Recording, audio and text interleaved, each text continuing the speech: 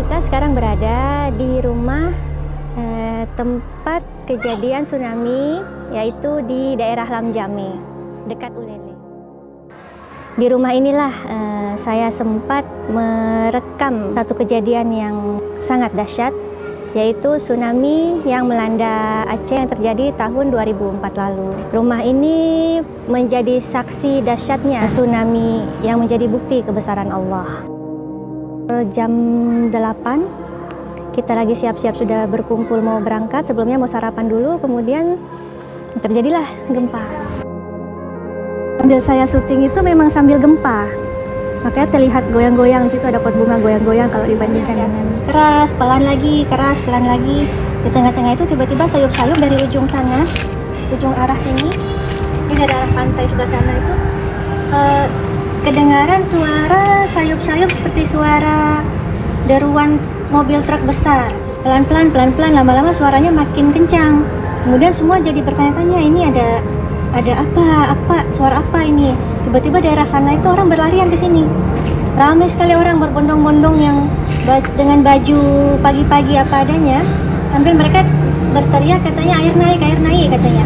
Nah, kemudian kita berpikir air naik apa? Tiba-tiba berlarianlah orang dari arah sana sambil teriak air naik. Sambil berlarian itu suara yang sayup-sayup seperti deruan mobil truk itu tiba-tiba suaranya mau besar sekali, seakan-akan seperti ada pesawat mau mendarat di sini gitu. Seperti suara deruan pesawat yang kita itu seperti berada di depan pesawat. Jadi besar sekali suaranya. Dengar suaranya saja orang-orang itu kaget, shock jadi patung. Akhirnya sambil berlarian orang-orang, sambil suara besar, sambil kebingungan ini apa yang terjadi, abis saya teriak, naik ke atas gitu. Karena kita punya pengalaman kalau di Papua, kalau sudah ada gempa yang besar, kita segera cari tempat yang tinggi, lari ke atas. Tapi pada saat hari ini, tidak semua sempat naik ke atas. Karena kebingungan kalau misalnya naik ke atas rumah ini, ditakutkan rumahnya roboh. Sedangkan kalau tidak naik, mau lari pun lari kemana? Karena ini memang kejadiannya di tengah gempa.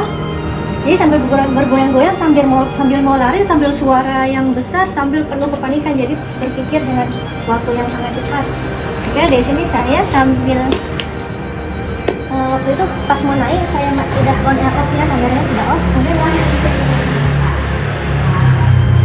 sini, ke atas. Keluarga sudah duluan naik semua. Ini semua Lati, semua Abi, semua sudah naik, saudara sudah naik, termasuk juga beberapa tetangga naik. Saya di sini, saya pastikan semua orang sudah naik dulu, jadi saya paling terakhir naik. Waktu saya lagi di sini, saya lihat di sini ada anak-anak kecil yang mereka itu seperti terdiam, terpaku, seperti tidak tahu, kebingungan, seperti hilang kesadaran gitu. Tapi mereka seperti bingung mau apa. Akhirnya saya ambil anak-anak itu, sekitar ada 3 orang anak. Saya ambil kanan kiri gitu, saya gendong, langsung saya bawa naik ke tangga. Setelah ditaruh, saya letakkan anak-anak taruh di atas, saya turun lagi ke sini. Saya berdiri di sini, saya tanya, masih ada orang. Terus saya keluar. Umi saya sudah panggil, tapi pakai apa? Gitu. Saya pikir kenapa? Rupanya orang yang di atas itu sudah melihat air dari jauh. Saya di sini tidak kelihatan, jadi waktu saya di sini orang saya bengong, saya tanya. Pas saya di sini, di ujung atap tangga kelihatan sebenarnya rumah ini kan pada penduduk, jadi kita kalau air dari jauh itu tidak mungkin kelihatan. Jadi air itu baru terlihat setelah berada di atas atap rumah tangga.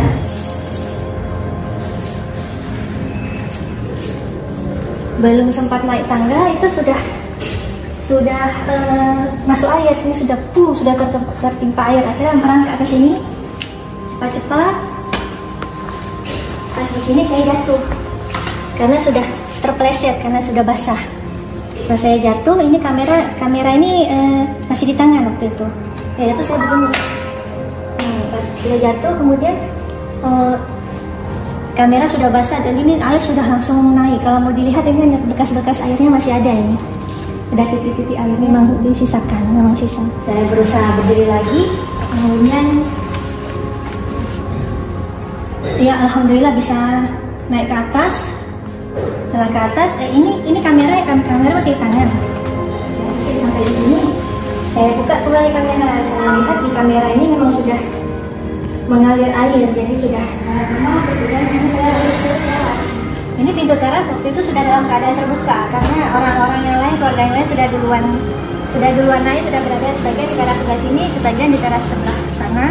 Ini saya sambil kameranya juga sambil on. Jadi setelah dari sini kemudian dari sana langsung saya rekam.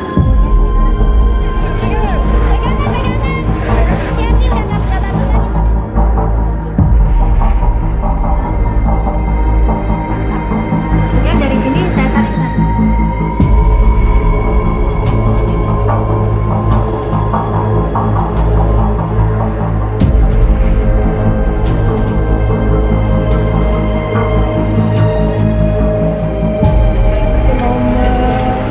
Merekam semuanya lah, mumpung masih hidup.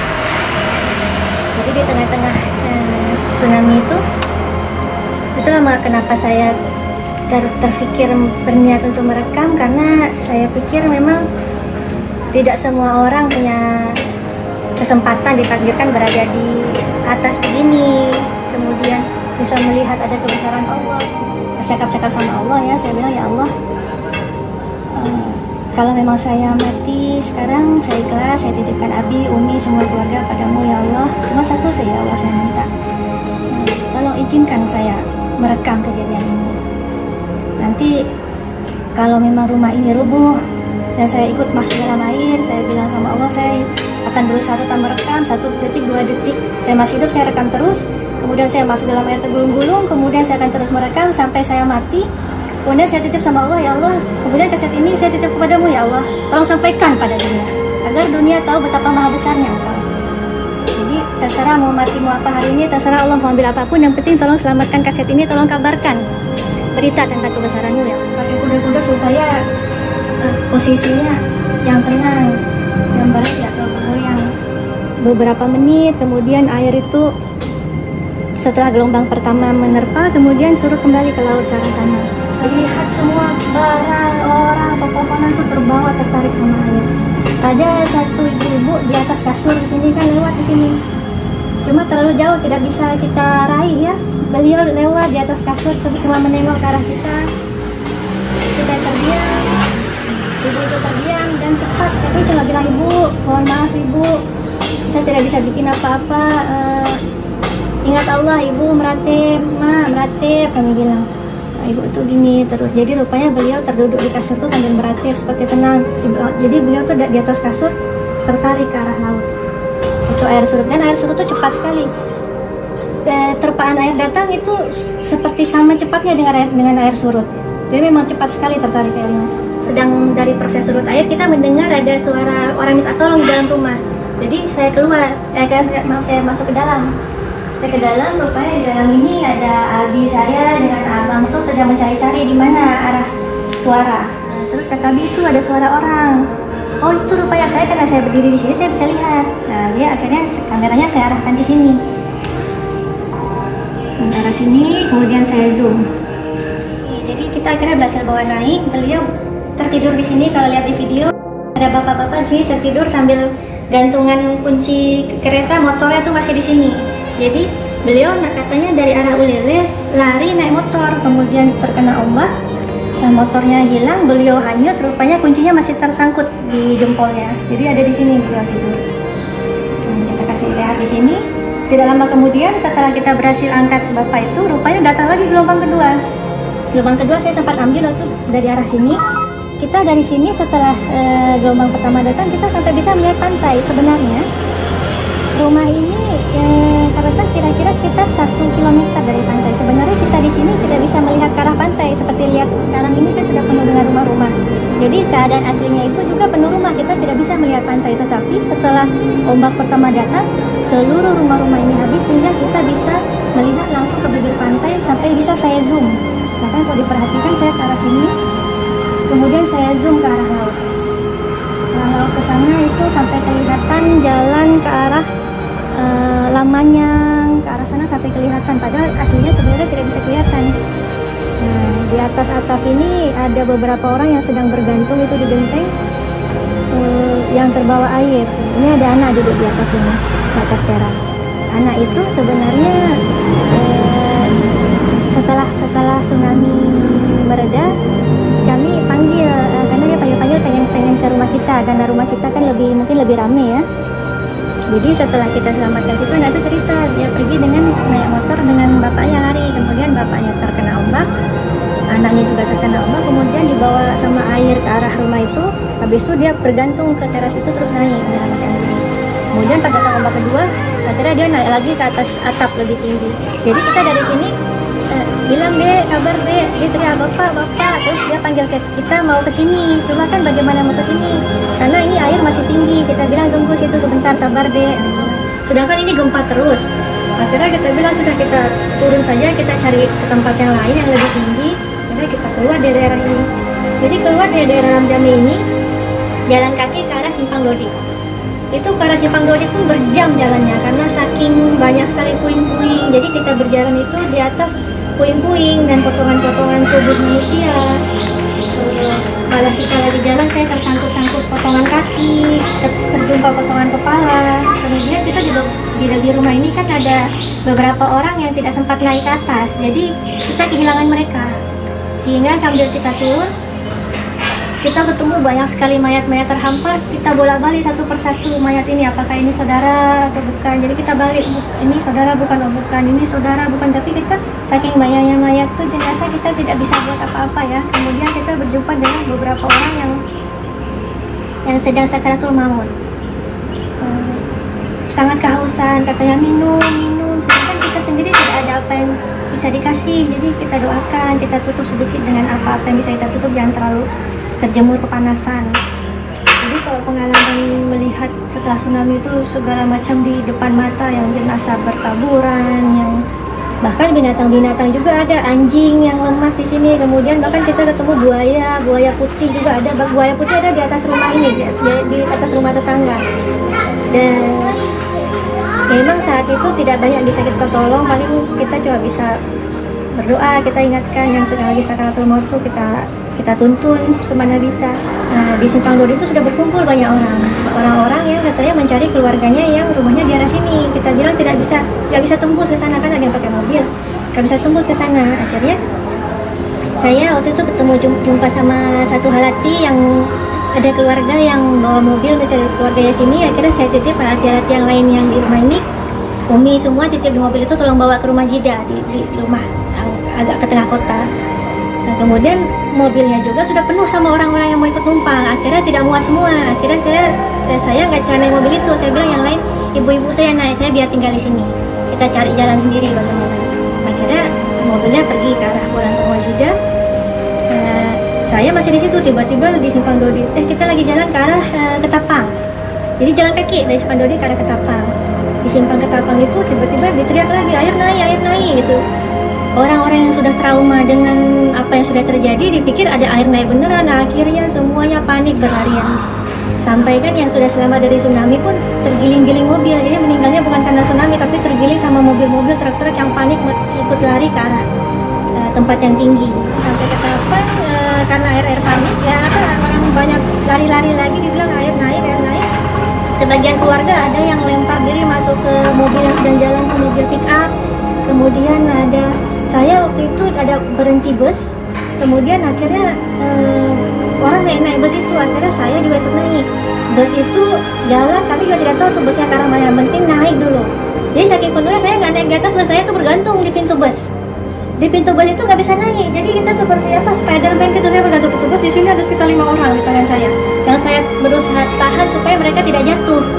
Jadi saya ini bergantung lintas sekitar 1 kilometer, saya bergantung di pintu bus dan berusaha kasih masuk orang, karena orang yang di pintu bergantung juga yang di depan saya ini tidak bisa masuk saking penuhnya.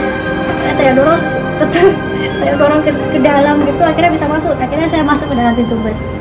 Akhirnya jalan ikut bus, rupanya bus itu mungkin ke arah Medan ya. Akhirnya kita ke arah Jantung, langsung akhirnya ke Sare. Nah, turun di Sare karena sudah gelap di situ. Di Sare kan ada SPN ya, sekolah polisi. Nah, kita turun di situ. Rupanya di situ pun orang tidak tahu apa yang terjadi di Banda Aceh. Nah, besoknya itu pengalamannya luar biasa ya, naik turun gunung lah. Hari kedua saudara-saudara datang mau mengambil barang-barang. Kita kan sini ada barang berharga. Kemudian Walid kan ada senjata. Walid saya ini kan polisi ada senjata, jadi keluarga datang mengambil barang-barang berharga termasuk mencari senjata itu kemana, karena senjata kan harus diselamatkan ya. Jadi senjatanya alhamdulillah ketemu, kemudian kita bawa dompet atau barang-barang apa yang masih bisa selamat, kita bawa kembali. Jadi pada saat hari kedua datang ke sini itu airnya masih sama persis seperti waktu kita turun hari itu. Tingginya masih sama.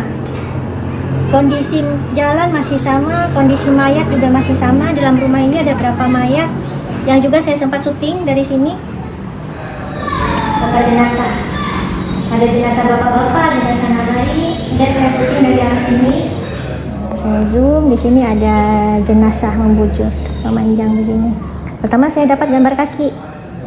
Nah, gambar kaki kemudian saya tarik ke atas lagi, baru dapat gambar kepala. Jadi itu diantara puing-puing sampah-sampah. Itu air sudah surut. Air sudah surut pun masih airnya di depan rumah itu masih selutut. Ya, di rumah ini ada 4 orang.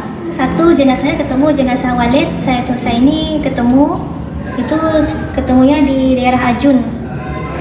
Berarti kira-kira sekitar hampir sekilo dari sini. Kemudian 3 orang lagi hilang, tidak tahu kemana. Ami ya. Ami 1, Halati 1, sama keponakan 1. Itu hilang.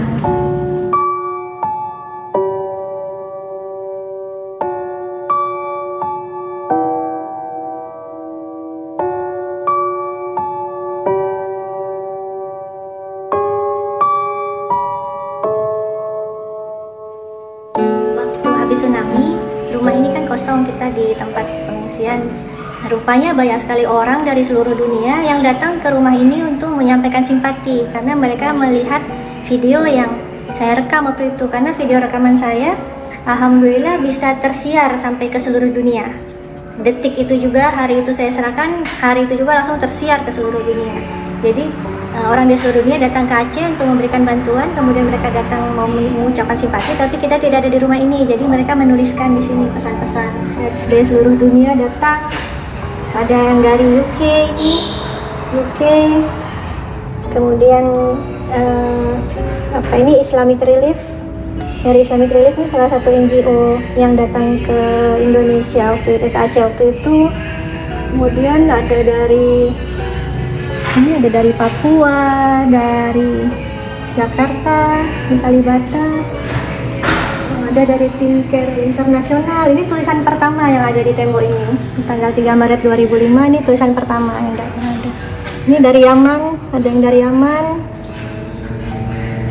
dari Malaysia, banyak dari mana-mana, dari pesantren-pesantren. Jadi ini kebanyakannya relawan-relawan atau lembaga-lembaga yang datang untuk memberi bantuan kepada Aceh, dan mereka memberi simpati kepada keluarga kita, memberikan semangat untuk terus berjuang melanjutkan hidup. Jadi kita sangat berterima kasih kepada seluruh masyarakat, seluruh saudara-saudara kami dari seluruh Nusantara, bahkan dari dunia internasional yang datang ke sini menyampaikan simpati dan meninggalkan kenang-kenangan di tembok ini. Alhamdulillah sampai sekarang masih kami selamatkan. Kalau memang ada yang berkesempatan ke Aceh lagi untuk singgah, insya Allah masih bisa melihat kembali tulisan-tulisan yang pernah ditulis di sini.